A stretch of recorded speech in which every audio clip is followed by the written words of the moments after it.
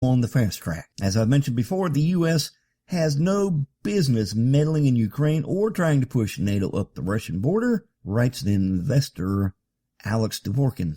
That will destabilize the entire region, and that will eventually lead to some sort of war. NATO's very presence in Ukraine would be equivalent to the Chinese or the Republicans building it could be the Republicans, you never know. Ain't neither one worth a flip, Democrats or Republicans. So NATO's presence in Ukraine would be the equivalent to the Chinese or Russians building a massive military base in Tijuana. Russia will not let that happen, and it will go to war to prevent it, sanctions or not. People, if you think this whole Malaysian airliner incident over Russia and Ukraine is just a fluke, and it's going to go away, it's not. We're just having to endure each and every day as new developments unfold and drag us a little bit closer to enveloping into a global world war. Like I said earlier, seriously look at the news and evaluate it. Now, why some of these conflicts as individuals in the regions may seem small in nature, and I don't want to put light on that as being small, because none of them are small, and it's certainly not the one involving Israel and Gaza. But by land masses, okay, and structures along that nature. So you're dealing with Israel and Gaza. We got the Ukrainian, the pro-separatist, and Mother Russia over there, and then you got China kind of squabbling with Russia about wanting to change their economic structure and backbone, if you will. And think, and we certainly can't leave out the tens of thousands of illegal aliens crossing the United States border. And yes, people, I said illegal aliens. Let's stop referring to them as migrants or unaccompanied children and all the other technical terms they got. They are what they are. They're illegal. They're aliens. They are not United States citizens. They are an illegal alien.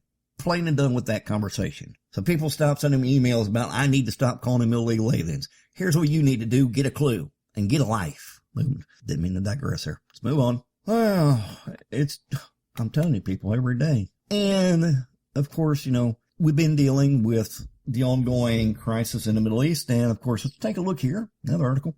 Israeli forces enter into Gaza and ground assault after ceasefire talks fail. Well, the talks didn't fail. The people who were supposed to uphold them failed.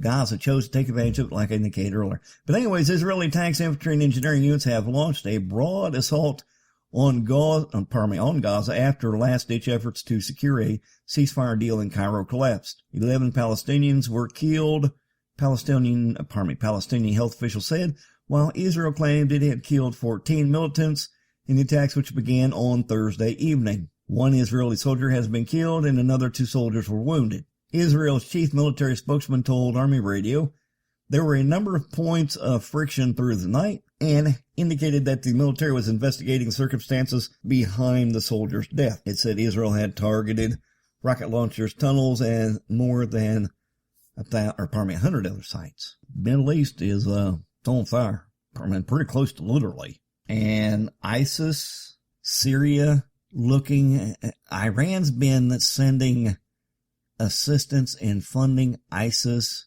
and they're moving in that general direction. They've pretty much established, I haven't seen a lot in the news on that, but they've pretty much established a caliphate in the Middle East. So we got Iran, for lack of better words, backing ISIS, taking over that sector of the world. Got Russia wanting to take control over Ukraine there. Already got Crimea.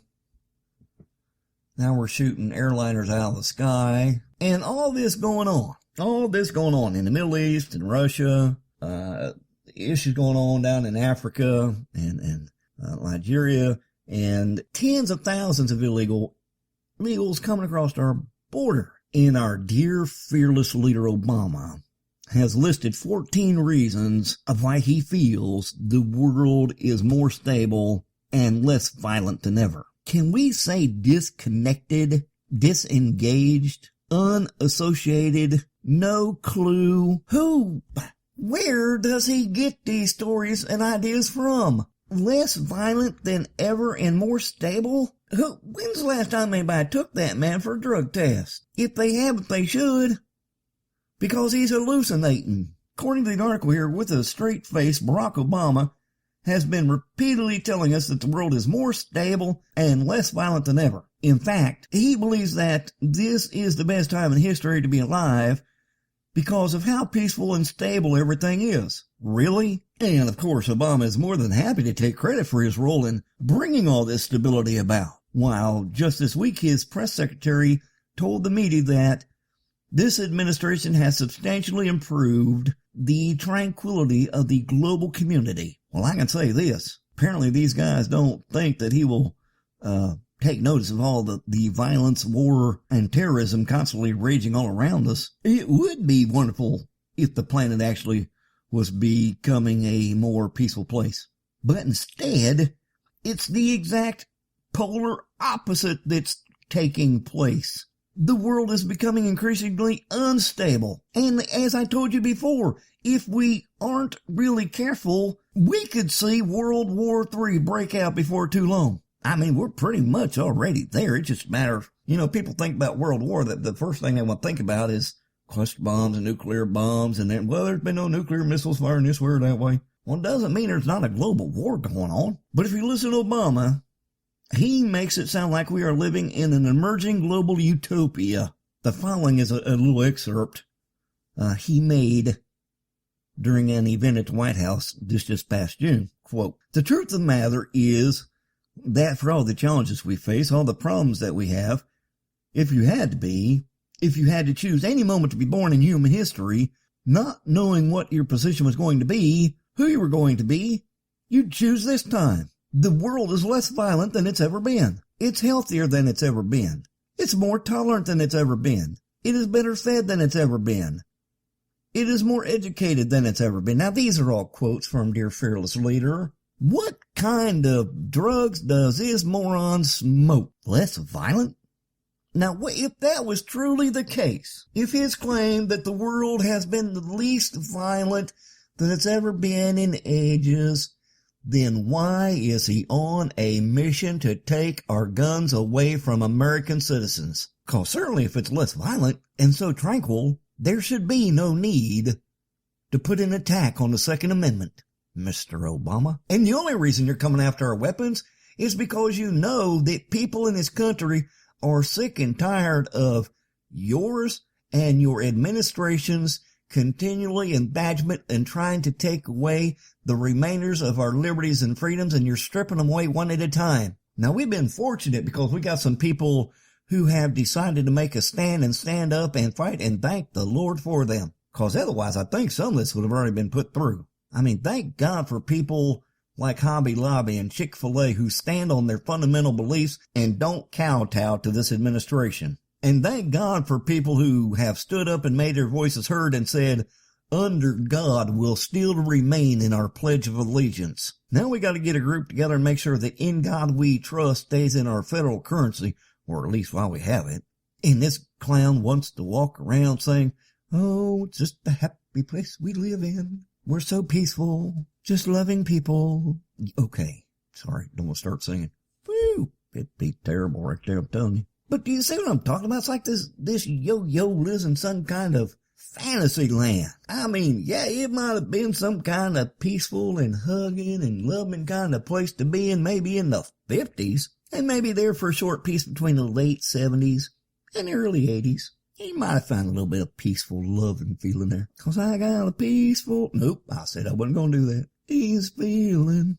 No. But it's true. Okay, so you got the 50s and then, like I said, late 70s into the 80s. But for the majority of the rest of the time, if you go look at history, we've been at war or in wars. And now he got us sidestepping all these little skirmishes. We're not even going to begin to cover the fact that ISIS is the fault of the United States government. When they wanted to go to war with Syria over the chemical weapons and try to remove Bashar Assad's regime from Syria, and realized that they couldn't get enough American support for it because Americans were tired of going to war, that's when they funded this group, gave them the armament and all the equipment they need to try to take care of this problem themselves. That's reported, people. CIA documents got that information out there, different declassified information.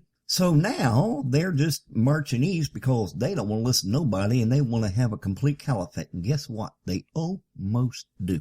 But we funded it. What really scares me in all this, okay, and I'm not easily scared because, I mean, it's going to take a lot more than this, I promise you. But it does raise concern because right now our world kind of like being on a teeter-totter. And it ain't going to take but a couple more ounces of something or a skirmish somewhere to activate that trigger that makes it tilt the wrong way. And even scares the fact that our current administration seems to have no bearing concern to assist Israel.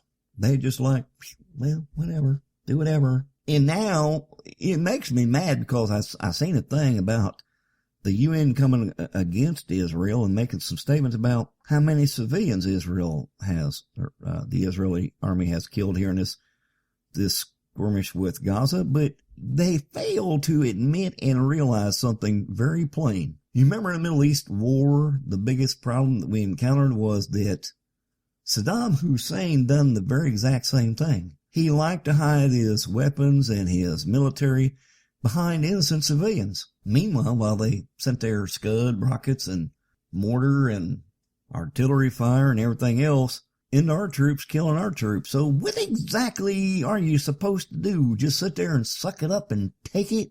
No. You defend and you protect yourself. And I'm sorry, this might sound heartless and cruel, but if there are civilians that are losing their lives because Israel has took a stand to defend their people and their land, I am sorry. I hate it for them, but people were warned to get out. They were told. Israel specifically told them, we're coming and we're coming hard.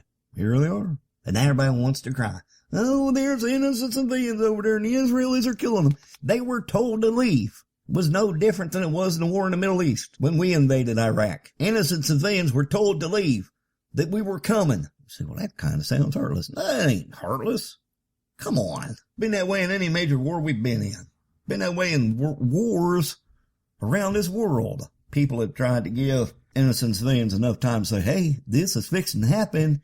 You need to leave. And it just ain't getting any better. Now, that's not getting any, all this stuff going on around the world make you want to go batty. So let's take a look and see what else is going on. Paying attention here to all these illegals, let me phrase that correctly, illegal aliens coming across our border. I caught an article that kind of made me a little more than disgruntled. Actually, I take it back, it wasn't even an article, it's a video clip, but how many Americans have flown on a flight in the past, let's even say a year? You know the process involved in that, right? You pretty much are taking everything off of your body, out of your pockets.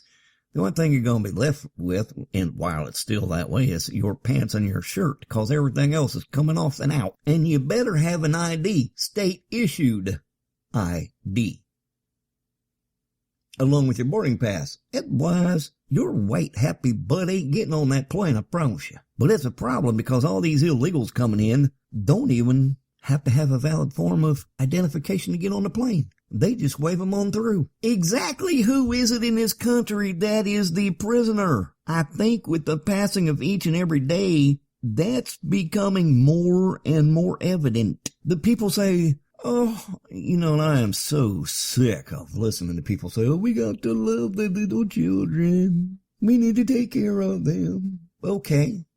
Well, I'm willing to meet. I'm a pretty easygoing kind of person most time. And I try to be objective. I really do. I try to look at it from both sides, even though it about kills me at times. About drives me to my grave. But let me be objective about that. Okay, so I'm going to take that.